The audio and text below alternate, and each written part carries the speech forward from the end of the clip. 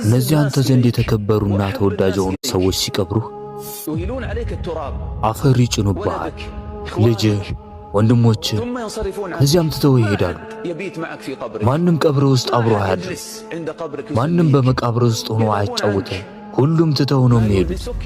አንተን የሚያጽናናህ መልካም ሥራ እንጂ ሌላ ነገር አይደለም። መቃብር ውስጥ ሁለት መላእክቶች መጥተው ይጠይቁሃል። ሙእሚን የሆነ ሰው ሁሉንም ጥያቄ በጽናት ይመልሳል። ጌታዬ አላህ ነው፣ ሃይማኖቴም እስልምና፣ መልእክተኛዬም ሙሐመድ ሰለላሁ ዐለይሂ ወሰለም ነው ብለህ ትመልሳለህ። ከዚያም አንዱ መልኩ ያማረ ልብሱ ንጹሕ የሆነ ጥሩ መዓዛ ያለው ሰው ወደ አንተ ይመጣል። ነቢዩ ሰለላሁ ዐለይሂ ወሰለም እንደነገሩን በዚህን ጊዜ ትገረማለህ። ይህም ሰው አብሽር፣ የሚያስደስት ነገር ይህ ቃል ሲገባልህ የነበረው ቀን ነው ይልሃል። አንተ ማነህ ብለህ ተጠይቀዋል። ፊትህ መልካም ነገር ይዞ የሚመጣ